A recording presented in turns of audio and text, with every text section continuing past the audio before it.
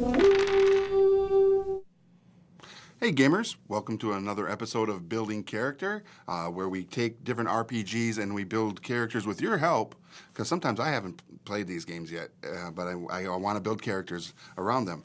And we're going to start off with our first character in Star Wars Force and Destiny, the RPG by Fantasy Flight Games. So we're working in the Star Wars universe. By the way, I'm Rick. I'm your host, and this is going to be a lot of fun because I went and watched Marvel's Infinity War last night, and the new Solo trailer was on there, and it really got me motivated for this, watching and seeing some of the new characters that are shown on the Solo trailer. I was like, oh, this is going to make this so much fun, and with Solo coming up, hopefully we can get a couple characters out of the way, and then maybe after watching Solo, we'll be like, ooh, some new ideas, and come back and finish up the party of our RPG party group here for the Force and Destiny role-playing game.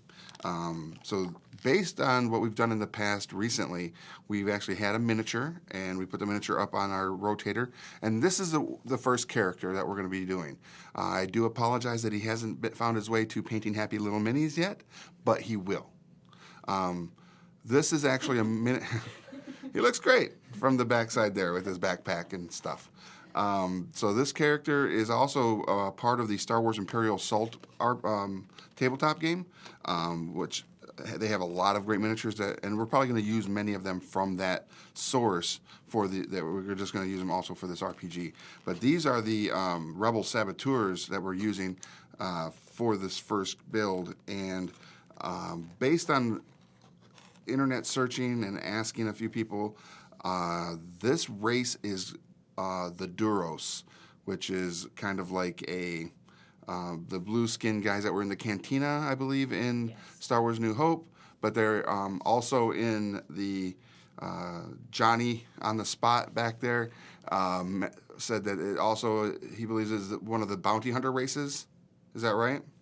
Yeah, from Clone Wars. From Clone Wars, the guy who had like the sombrero-ish. Yeah, with the fedora type hat. I just can't remember what his name was off the top of the He head. said fedora, I said sombrero. We must not even be thinking about the same character. Same hat. He had a hat, and it had like these two. He has like these two like wires that come around his neck. Yeah. Thing. They're really going into his throat. Yeah, I don't know the character's name, but I think I have him as a character on my Star Wars Galaxy of Heroes There you go. app game that I play. I just don't use them yet. So let's first come up with a name for this guy. He is a Duros and a Durosian, or I don't know what the plural of his species is, but if you guys can help me come up with a name while I really quick share this into a group or 30. I'm just kidding. Nick says his name is Cad Bane. Cad Bane. That is the character's name. Yeah. Oh, that you guys were talking Yeah. about. Okay, cool. Good call, Nick. Good job. So I'm gonna, like I said, I'm gonna share this into a Star Wars group real quick. Let's see. I was looking online, and this species, they're supposed to have red eyes. Ooh. I'm pretty sure it's on the artwork. I think it is as well. Oh, you know what? Can't tell because they have goggles on. Oh. It's like, tricky little goggles. All right. I'm in so many different Star Wars groups. It's like, where's my RPG one? Which one would best fit it? I think I'm going to, because I don't see Star Wars Force and Destiny. So I'm just going to put it in Star Wars, anything and everything. And Rick, while you're doing that, also in Star Wars Battlefront 2, the video game, Duros is one of the, not main characters, but one of the secondary characters that you can have in your campaign. Oh, okay. Not a playable character, but just like one that's there to help move the story along. Okay. So yeah, they are littered throughout the Star Wars mythology. So we know that there's a character that runs about who goes by the name Cad Bane. What are some other characters' names that you guys can think of this one? What is this character's name? Give us some ideas. Yes, that's coming from Leona, who is our voice always. So what do you guys think? Because I really think this guy looks like he could be like a smuggler or a tech, like a tech person, you know? Granted, he is a saboteur, a rebel saboteur as far as for Imperial assault, but this character looks like he could still be like an explosive expert or someone that is, again, really good at like tech stuff. So he's always got like his gear in his backpack. Well, we're gonna need this freaking arc welder thing. Slick StarWire. That's actually not bad, Josh, because that's StarWire kind of fits that whole techie guy. Yeah. So, if you need them, the Duro system details are in the Age of Rebellion. Right? Yeah, Vaughan. I don't have that book as of yet. The only 2 books I currently have are the Force and Destiny and the Keeping the Peace source book for Guardians, which are all books that are available at your local game store. And I noticed the stats for this particular character are in that other book, which I do not currently possess, but I will get it because I feel like we're going to need it. Josh says he should be an explorer. Ooh. Let's take a look at what explorers are all about. What do they get? Choosing a career. The counselor.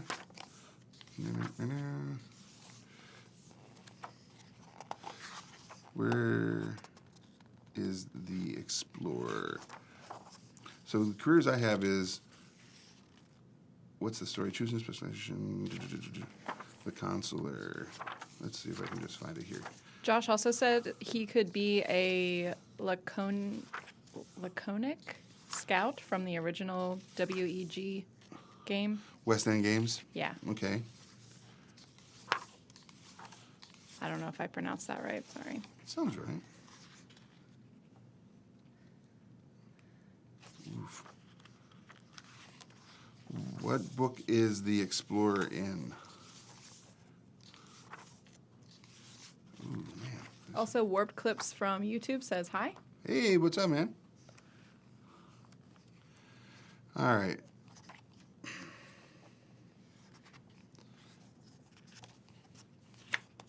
There's some really good options here, especially for like your paths. All right. Okay. So what do you guys think? Explorer.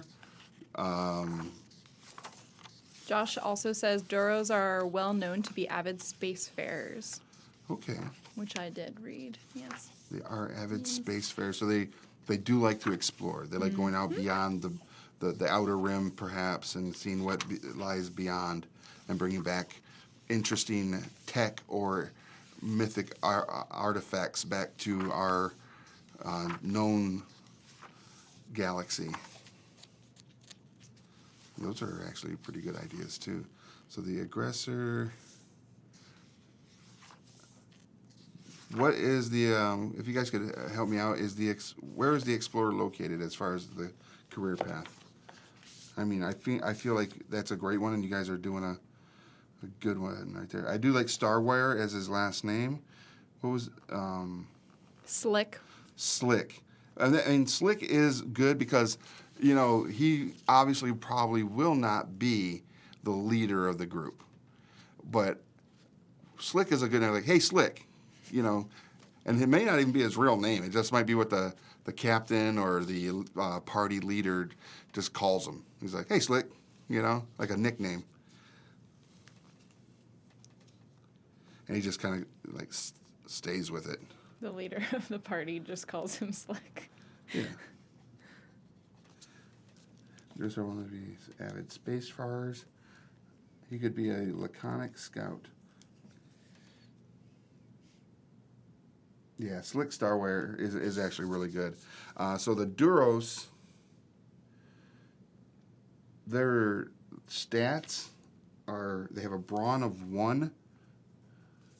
And again, I have not played this version of Star Wars, so there are going to be some things that I'm going to absolutely need your help with, everybody, as far as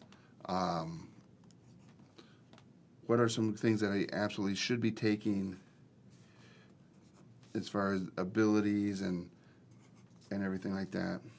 Josh says, I feel like a bandit/tech would need a nickname and a fun last name, so therefore. Yeah, slick StarWire. I agree. Vaughn Rick, said, while we're on it, we should also address the fact that for your stats, you're not rolling dice for these because the game doesn't use that mechanic. Correct. I mean, it uses dice in the game, but just not for the build. All races have a stat line, and I'm guessing based on other things that you pick up or choose as far as like your specialization tree and stuff. And if you guys can let me know if there are things that will modify your stat line. So I have this character, Aduro, starts with a 1 brawn, a 2 agility, 3 intellect. So they are brains. So the tech side. So I kind of feel like an explorer with a technical background would work. 2 cunning, 2 willpower, and 2 presence. So, not too bad. All right, so our career. Also, Vaughn says, intuitive navigation may add 1 advantage to all astrogation checks. Sorry. Astrogation checks? Yeah. Okay. Nice. All right. Skill ranks. When a character chooses an attempt in action, the player begins by forming a dice pool, the higher the relevant character. So how do we recommend or get our skill ranks? The majority during character creation, it is vital that each player select the skills that cover his character's core area of expertise. A warrior must be able to use the weapon, a counselor must be able to negotiate, and a peacekeeper must be able to lead. This doesn't mean that every player character should maximize his core skills, but those who fail to take at least 1 rank are likely to regret it. At the same time, some skills are much more likely to come up during the course of a hero's adventures.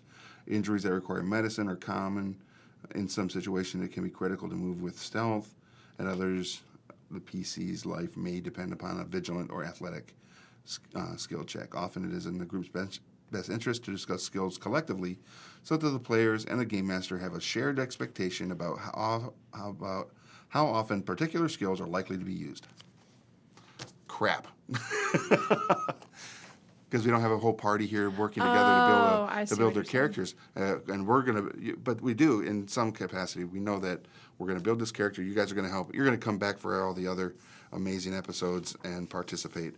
But we got to find this individual's career. Yeah, Vaughn says you pick career and specialization, gaining skills from them. Yeah. And then you spend XP on stats, skill, and talents. Mm-hmm. Concentrate stats as they are difficult to increase in game. It seems like it's based on the stat line. They start with 100 experience points. I guess that's their first level spending pool to buy up on their trees, and I'm guessing that it's going to be difficult for me to do an explorer because I do not possess that book. But because I have this one, I could do Seeker, or Hunter, a Seeker Pathfinder, or there are Mystics, but he's definitely not a Mystic. Guardian, and I feel like this book is really, because it's Force and Destiny, they really should have been used for more of a Jedi or path. Josh says builds are very template driven, so there's lots of similarities between FFG and WEG. I noticed that when I opened the starter kit, it was easy to reverse develop it into the D6 system. Okay. That's actually good. I loved the West End Games version of Star Wars. I played it a lot in the 90s, early 90s. All right. So who has the Force and Destiny book? And let me know, is this one really focused on creating a Jedi type of character? because it really seeming that way. Also, shout out to Emily. Hi. Hi, Emily. Is it our Emily? Yes. Hi, our Emily. All right. Vaughan says all are Force users in the book you have.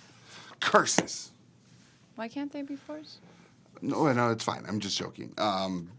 But I was really hoping that we wouldn't be stuck doing a Force-type character. However, it does not stop us from doing it because just because a Force person doesn't mean they're a Jedi by any means. They can just be Force-sensitive. And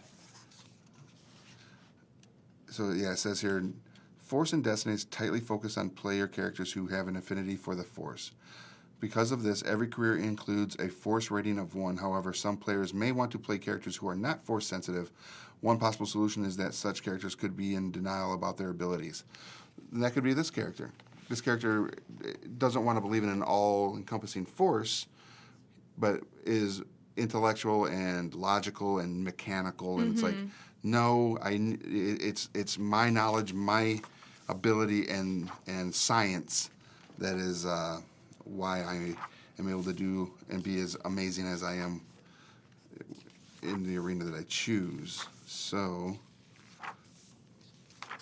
let us find one of those that, as far as like the career.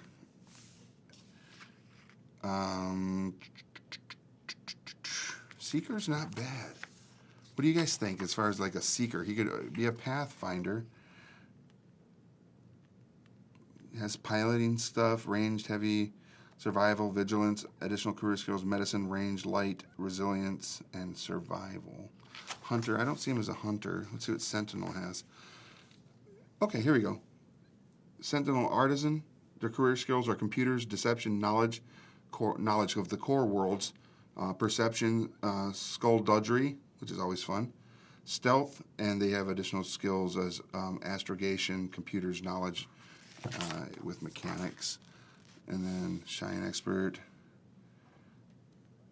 No, he doesn't get any of those. I don't like that. I don't want him to be a warrior. Heightened intuition would be useful for an explorer / pathfinder. Josh Potter says. And Vaughan says Sentinel Artisan. Yeah, it does seem like I think a Sentinel Artisan, because he looks, I mean, looking at the miniature, let's take another glance at that. He looks very much like that individual that's going to always have his tool set, some sort of device that he's always working on that is either a bomb or some sort of like forward observation droid that he's coming up with this whole new concept. He's kind of like the Fitzsimmons, from Agents of S.H.I.E.L.D. Those two, always doing some sort of techie stuff. Sentinel Artisan. There we go.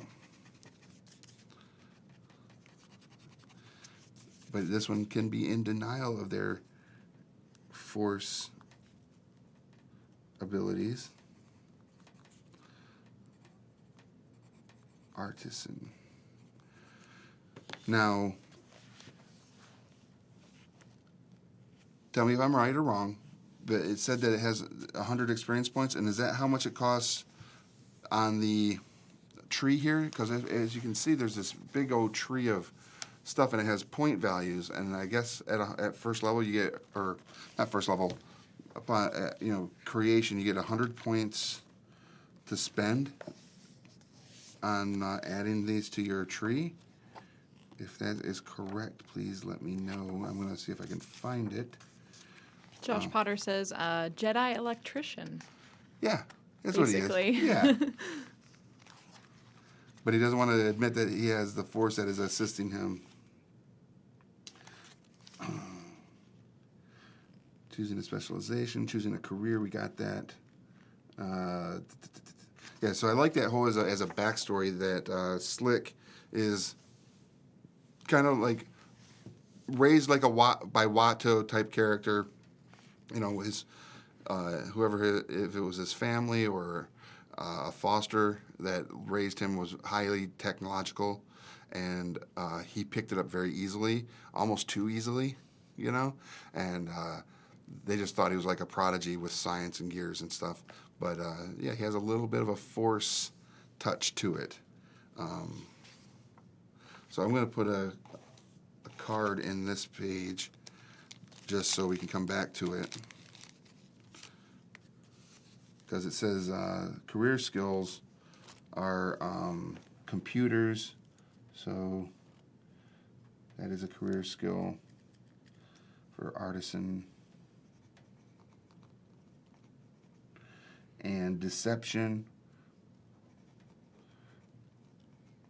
which again, if he hit, you know, this is not the computer I'm here to fix. He could be like that surly IT guy.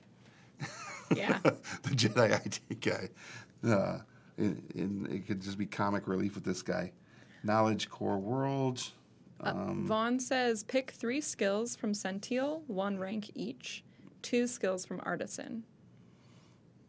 Oh, 1 T. Okay. All right. Does that make sense? It does. Artisan and astrogation. You can max rank 2 in any skill. Okay. Let me go to the skills. Or the maximum rank 2 in any skill. Okay. All right. So looking at the skills, like astrogation, programming of nav computers, governs a character's basic knowledge of galactic geography. Athletics and brawn doesn't possess. His brawn is a 1. Coordination, computers. I mean, absolutely going to have a computers. I think we'll hit it with rank 2 for that. 1 for astrogation. Josh says, gotta go. Catch you guys on the replay. May the Force be with you. And with you, always. Very cool. Now, how does one, if I'm looking at this, at the tree here where it says repairs, solid repairs, fine-tuning, mental tools, technical aptitude, grit, I have to take 1 at the top, and then I can take what's below it, and then I can slide shift if necessary to continue down the tree, right? Is that how that works? So if I spent 5, 15, I mean, I'd want to go across the top as all of them, and then that'd be like 20 points, 30, 40, 50, 60. So, I mean, 100 points sounds like a lot because I could literally buy this entire tree, it looks like. Vaughan says, then spend your XP on ability increase, skills increase, and talents from the tree. The cost on page 102. Focus XP spend on abilities. All right, page 102. Thank you very much. Thank you, Vaughan. See, that's what this is all about. Everybody coming together to help me figure stuff out. All right, improving characteristics. Characters begin with a budget of experience points based on their species. The experience points used during character creation are the same as experience points received during play. Each improvement must be purchased subsequently. That means that raising a character's brawn from 3 to 5 would cost 90 experience points. Yikes. No characteristic can be increased to higher than 5 during the course of play at character creation. So I could take the experience points and increase the score here, but skill training has 5 ranks. 10 times the purchase rating and experience. Whoa. That's expensive. You guys are killing me. All right. Now this character looks like he's carrying a pistol. While we think about the different skills and stuff, do you think I should even touch his characteristics, his brawn or anything, or should I just kind of leave him at what they are? He is going to be more of an intellect-based character. I don't really want him to be intellect and cunning would kind of be his 2 things. So I feel like I don't need to buy up because he has a 3 and a 2, or should I make it a spend a little bit and bring that cunning up to a 3 as well? What do you guys think? Man, talent list is pretty long too. Combat skills, knowledge skills. So I have core worlds as well to pick from, and it looked like lore. I don't. So help me out, everybody. So the question is, should you buy up? Should I buy up my characteristics on characteristics? in this initial generation? Should I make intellect or cunning higher than a 3 and a 2? Or should I just leave them as is? Because I don't feel like this other stats I'm really too worried about right now, especially like brawn. I know it's a 1, so it isn't going to be a high cost to boost it, maybe 1. But because I feel like it's going to be an intellect cunning based character, that I kind of don't need to mess with everything else. But as far as like the actual skills for this character, are there any like suggestions that you guys would have if you have played this and you have played a Sentinel Artisan and have some knowledge as to what makes a good, again, based on what you guys are giving me as far as like, we know that we're going to say he's a kind of like in denial of his force abilities. He is very much about technology and computers and mechanics and everything. What are the skills that you would suggest this character be putting down and to flesh him out? And then I want to get into like what are some of the fun things he's carrying around with him, because he's got his motivations we got to get to, character description. Is it a male or a female? Vaughan says yes, buy up characteristics in the initial spend. Okay. And increasing characteristics in play is only at the bottom of trees. Oh. So it's okay. So I see what he's saying is spend those points now because it's going to be extremely difficult to do it later. All right. Makes sense. All right. So during character creation, raising a characteristic to the next highest rating cost 10 times the value. So for me to take, and I have 100 points, to go from a 3 to a 4 is going to cost me 30 experience points out of my 100. And that hurts my soul. Do it. All right, we'll do it. So we're going to bump his intellect up to a 4. And it can't be higher than a 5. But I feel like cunning, we can bump to a 3, which it costs 20, so we've spent half of our experience right there. Yikes. And then do we want to bump willpower, presence, agility, or brawn? I don't feel brawn. This guy just doesn't, he doesn't seem like that's going to be his thing. So we have 50 experience points left. Vaughan says 40. So to go to a rank 3 to rank 4 costs 40? I think. 10 times new score, not old. Not old score? Okay, so 40. So 70. So we have 30. Who said that? Vaughan. Cockle. You're killing this character, Vaughan. No, thank you very much. Also, Keith is here. Hi, Keith. Hey, Keith. All right, so we bumped him up to a rank 4 on intellect and a 3 on cunning. And it would cost 30 if we wanted to bump up willpower, but that doesn't leave us any experience points to bump any of our skills and to purchase anything in our skills if we were to do that. And I feel like skill training, one more ranks and skill from starting career and specialization for free. And it says that each skill has 5 ranks of training available.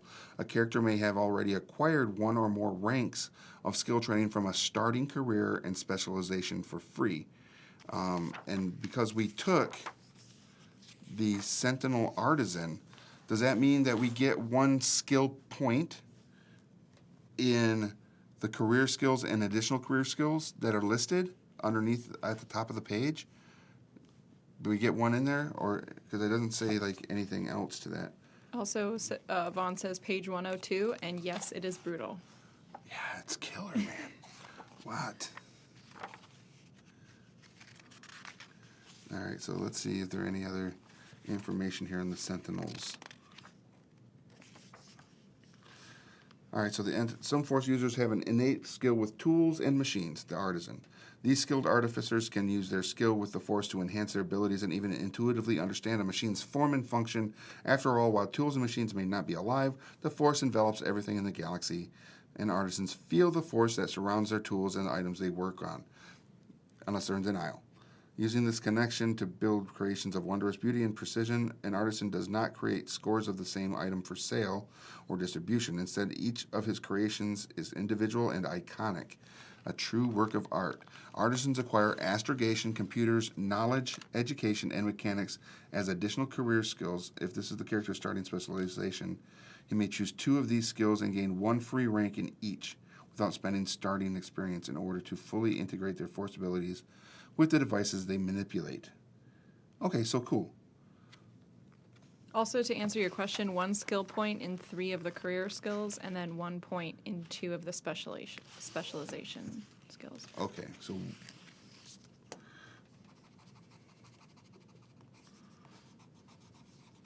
And what was it that you just read the description of? the artisan. The artisan skill. Sentinel artisan's specialization. Oh, specialization. So Cool. as a Sentinel, the Sentinel's 6 career skills are computers, deception, knowledge, perception, and stealth. These characters automatically gain a rank in 3 of these skills without spending experience and gain a discount on increasing them with future experience points. Sentinels begin the game with a Force rating of 1. Okay.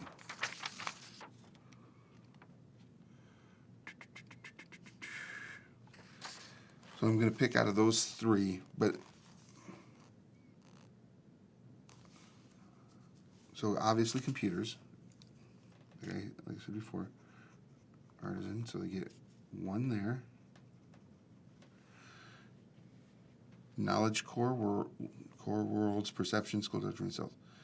But they also get mechanics.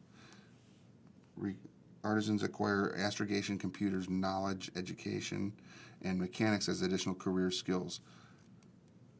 You may choose 2 of these skills and gain 1 free rank in each without spending. Okay, so does that mean if I took computers as my Sentinel core skill and then also again as my Sentinel specialization artisan, do I get 2 ranks in it?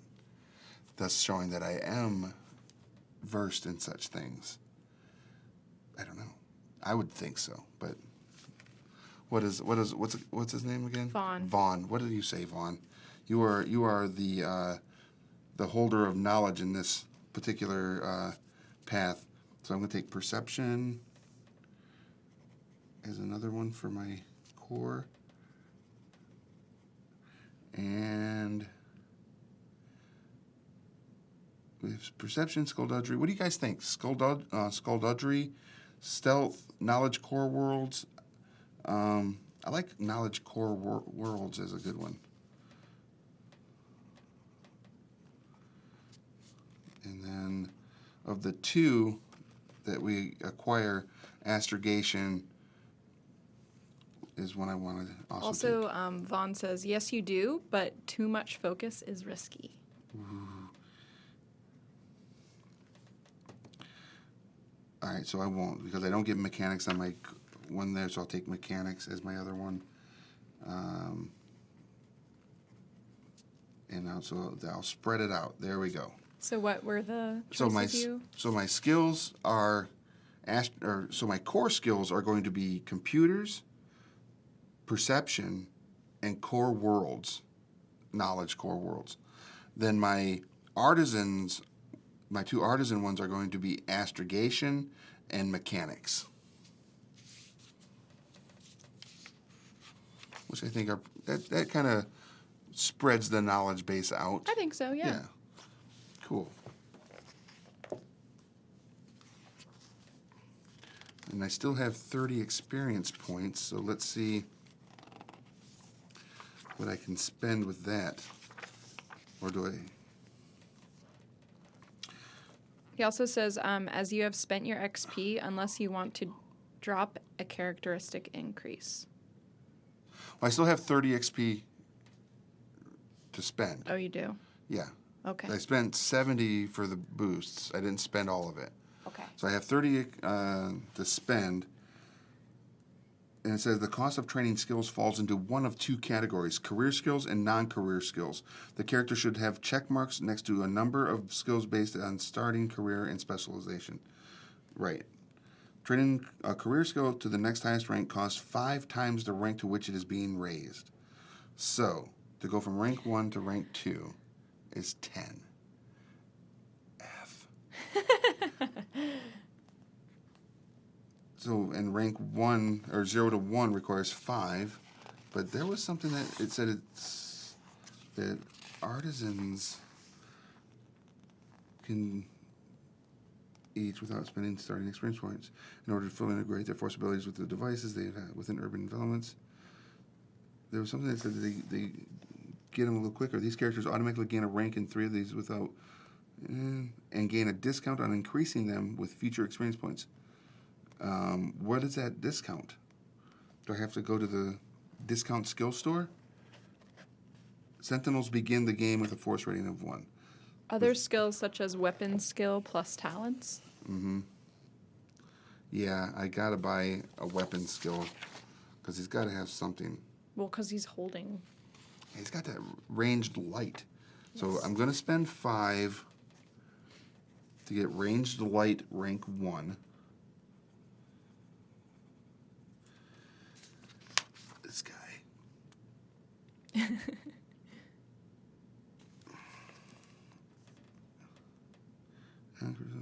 Non-career skills, size of the rank it is being raised to plus 5 additional experience points. So technically, because it's not a career skill, this is killing me. This guy. It's going to cost something else. I'm looking now. Yes.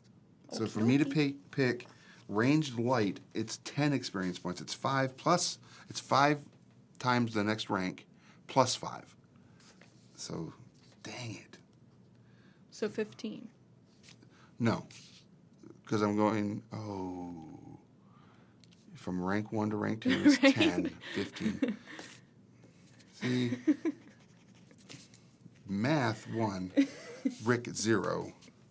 Leona 1, Rick 0. And, this is killing me. Vaughan says career skills are new rank times 5. Non-career, new rank times 5 plus 5. So I think that's... Yeah, so it's what new you rank had is said, 2. yeah. Or no, new rank is 1 because I didn't have it in a rank.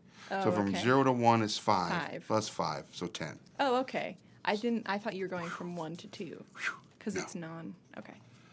Sorry. All right, and then you said talents, which is another whole thing. So we went through, we got skills, and then talents. There are many different types of talents. Some are associated with the individual skill or closely related group of skills. Talent list. Adversary against all odds. What the heck? All right. Oh, these are like spells almost. And if you were to look at it as like a related to like a fantasy game. Curses. I'm gonna have to.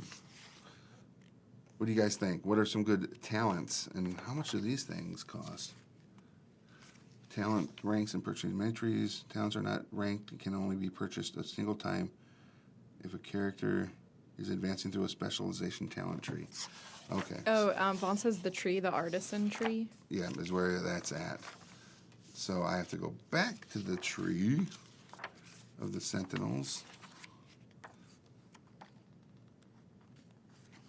And my artisan tree has solid repairs costs 5.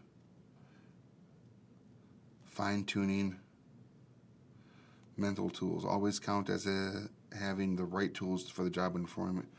Okay, yeah. So I would take that as a talent. Mental tools.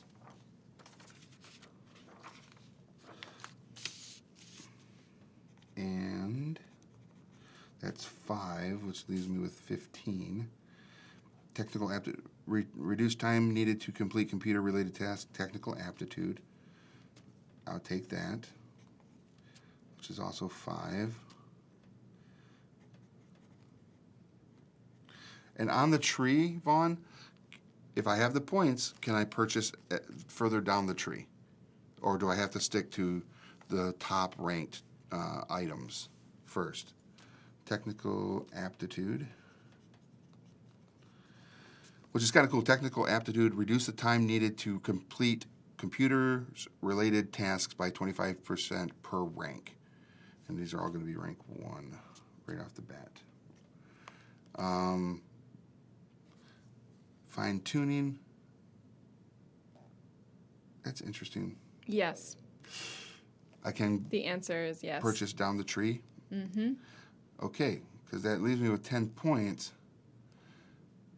And I want to take grit. So I have +1 strain threshold. So grit as well. That is all my points. All points gone. Dang, that was fast. I mean, relatively. It was probably painful watching me sit here and struggle with these really difficult numbers, adding and subtracting. But it is making Slick come around. Slick StarWire, our Duro Sentinel artisan, who doesn't truly believe he walks with the Force, but he has Force. He's Force sensitive, and it aids him in his mechanical aptitudes, so that he comes across as this like prodigy of mechanical stuff. Vaughan says grit is worth considering, or another skill, potentially. But you said you like grit. I do like grit. Okay. One, Slick, it's got grit. Yeah. I just think that's kind of a funny thing right there as far as an RP piece. So, all right, so this character is actually coming around pretty well. Once we get that, I really want to find out what, again, let's go back to the miniature. We can see him right there. He's got some sort of pistol. So I want to kind of find some weapons here. And then Vaughan says now derived stuff. What? 104. Vaughn's killing me. No, I'm just kidding. I love you, Vaughn. He's making it so we are staying on point. 104. Yes. Oh, derived attributes. Where are those? On here. On the character sheet. I'm just laughing because it's actually Vaughan who's running the show. Yes. No, I appreciate it. Thank you, Vaughn. No, yeah, seriously, thank you, Vaughan. He's This is saving it. a lot of help. So we have determined motivations and all that such, which actually looks like we can roll some dice. So now the step 7, determine derived attributes. A character's wound threshold represents, I see, and strain thresholds. Basically, how many wounds, how much physical damage a character can withstand before becoming incapacitated. A character's starting wound threshold is determined by adding the wound threshold for his species to his brawn rating after spending starting XP. Oh, so I have a wound threshold of 0, basically. It's like, Womp. after determining this initial value, further increases to a character's brawn rating do not increase his wound threshold. Wound threshold improvements are acquired by purchasing talents such as toughened. So my wound threshold should be a 1. And it's species. I don't know what the threshold for Durus is, because I don't have that book that everybody referenced. Oh, yeah. But maybe, just maybe, we can do this. Wound threshold is 11 plus bronze, so 12. Strain threshold is 10 plus willpower, which is 12. However, it looked like grit gave us a +1 to our strain threshold, so it will be a 13.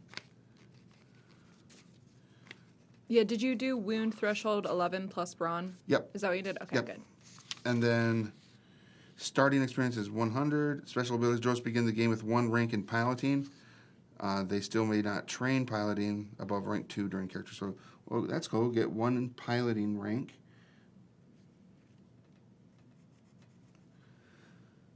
Intuitive navigation, droids may add TJ to all astrogation checks they make. Intuitive navigation. Okay.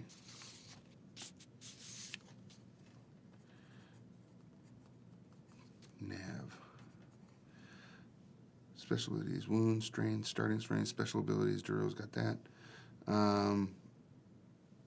Okay, cool. So we have all their information. They look great. It looks like he's carrying a holdout pistol. What would you guys think as far as his weapons go? I know Vaughn's going to be like, no, we got motivations to the next. And soak value. Soak value determines how much incoming damage a character can shrug off before becoming seriously wounded. A default soak value is equal to his brawn rating. After determining this initial value, subsequent increases to a character's brawn rating do increase his soak value. All right, so I have a soak value then of 1? Because it doesn't say a character's soak value is subtracted from any incoming damage, so I'm guessing my soak value is 1 because I have a brawn of 1. Also, Vaughan says advantage is the symbol. Oh, I see. On the dice. I think so. Yeah. Okay, so we have motivations. We can do types of motivations, or we can do a random roll. We have a D10 potential check that we can do here for that. All these dice in my dice tower.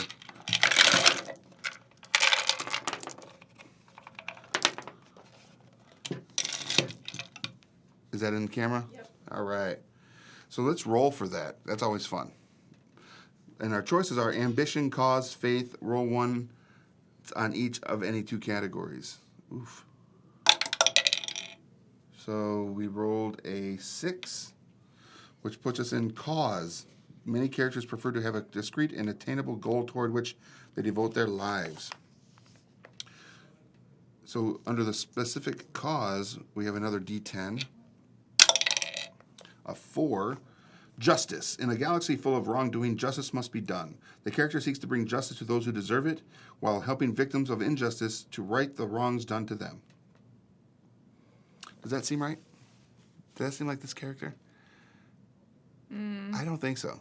Some of the other causes are freedom, restore the Jedi, galactic peace, stop the rebellion, equality, help the helpless, free enterprise, overthrow the empire, Free enterprise. Or knowledge. Oh, okay. Free enterprise or knowledge, I think, best fit this character. What do you think, Johnny? I wasn't paying attention. Dang it. I think free enterprise or knowledge. Also, Vaughan says I really need to find my D1000 to 3 decimal places. Jeez. If you find this dice, take a picture of it and show it in. We have a Facebook group for building character. Just go building character and jump in the Facebook group and take a picture of this bazillion-sided dice. I would love to see it. So what do we think? Free enterprise or knowledge as far as the cause for Slick StarWire? He's all about that money. Yeah, you think so? That's why he doesn't like the 4s. Because if he was knowledge, he would be more attuned, I think, to accepting the Force. Okay. Does that make sense? It does. So we go cause. Because he would want to know why he's so... Free enterprise. Has such an affinity. I don't know. That's me. What does Vaughan think? We're waiting for your answer, Vaughan. All right, then it goes into choose gear and appearance. Thank you.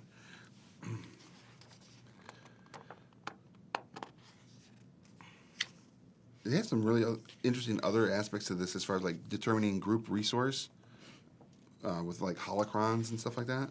It's kind of cool. But I want to look at what a holdout blaster can do. Because that looks like a holdout blaster falls under ranged light, damage 5, crit 4. Yeah.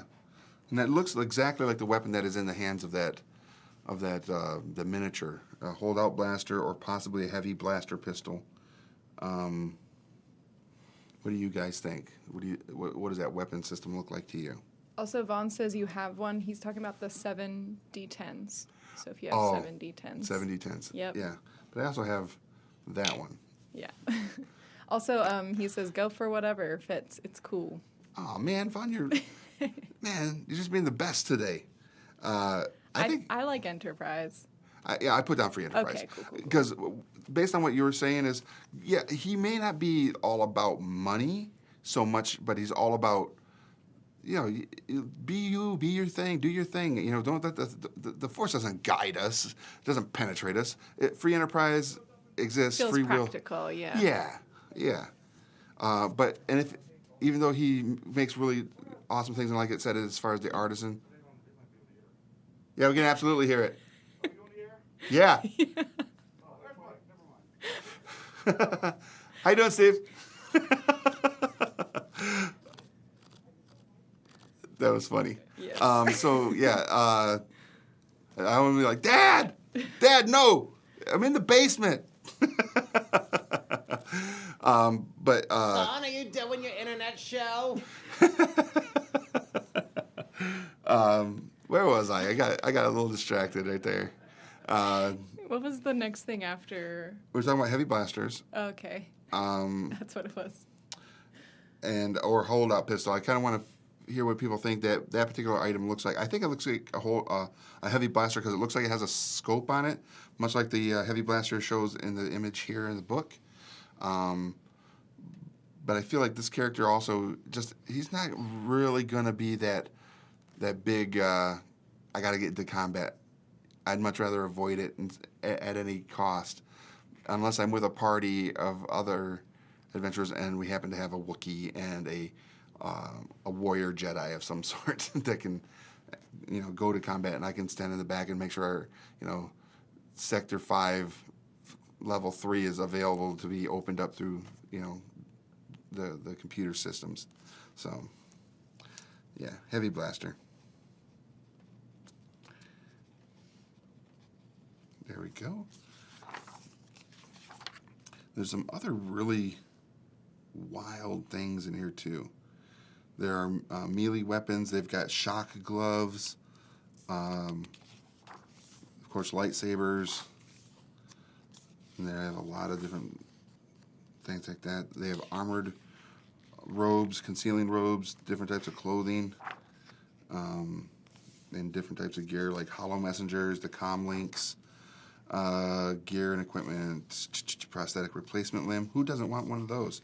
I mean, I've considered getting robot legs. I mean, it's a little pricey, but I think it's worth it in the end. He's got his backpack. I feel like this guy would be like that character that, like, we all know the guy who or gal who's like, every time you meet him, they're like, I got the new iPhone, I got the new tech thing, and check out all these cool little things that it can do, or I got Google Glass or something like that. They've always got the most advanced piece of tech, personal tech that you could have, and I feel like this character would be that person, even if it wasn't purchasing but creating it. That's what I was gonna say. I think that the character would also build their own tech stuff. Yeah, like let's say he got something from somebody that's like, ooh, this is neat. He would break it down, build it back up, and it builds it back up with better options and stuff like that. That's kind of how I would see this character being. His goggles are like Geordie special fit goggles that he has on. Allow him to see in different spectrums. Yep. Like the Predator, infrared, ultraviolet, all that stuff. Yeah. So he can, and that also could help guide him when he's working in different environments on different type of tech. Who knows? There's a lot that this character could be, and I think slick StarWire is going to be a really cool companion character to the party that we're going to build. So let us know what you think about this character. We'll put some information up about him in the building character group, and next week we'll do another one. Wait, will I be here next week? Am I here next week? Yes. The 4th. Yes, I will be here. May the 4th be with you. And yeah, so we have on the May the 4th, we've got to do a Jedi. Yes. A true Jedi. So yeah, next week, May the 4th, we will do another character build. We will do a true Jedi. I'll find a miniature that is a Jedi. I won't use Luke or anything like that from the other games, but I'll find one that looks pretty cool. And then the week after that, I'll be at the Cool Mini or not, or the CMON Expo down in Atlanta. So we'll have to maybe get someone else to come in and build a character, a Star Wars character, and let them go wild. But for everybody that's been in the chat, I really appreciate you guys joining us. I apologize for the lack of knowledge of the mechanics and rules and all the stuff of this game, but I appreciate Vaughan. Vaughan, you freaking, you took us home with this, and we appreciate that. If you are interested in finding out more about Force and Destiny or any other of the Star Wars RPGs, go to your friendly local game store, check out what they've got. If they carry RPGs, if they don't, say, hey, I saw this, I would like to learn more about the Fantasy Flight games, Force and Destiny, and find a party. Become part of the role-playing community, which you can obviously find at your friendly local game store. And yeah, it's a lot of fun. And pick it up. And if you're making characters, I want to hear about them. Tell us all about the characters you have or are currently building or getting ready to play. Because, yeah, that's what the community is about. We like to talk about our characters. I need to get some shirts that say that. Tell me about your Paladin. Or tell me about your Jedi. You know, stuff like that. That'd be a lot of fun. Until next week, make sure you tune in on Tuesdays and Thursdays at 2 p.m. We do Painting Happy Little Minis. The Star Wars minis probably won't be coming up because we're working on some big monster miniatures right now from Reaper. But eventually we'll come and we'll paint some more Star Wars stuff. So Tuesdays, Thursdays at 2 p.m. And then today at 4, we've got Board Games and Beyond with me and Leona are going to be talking about all the fun things. So stay tuned for that. This has been Building Character, and I'm Rick, and I'll see you at the game store.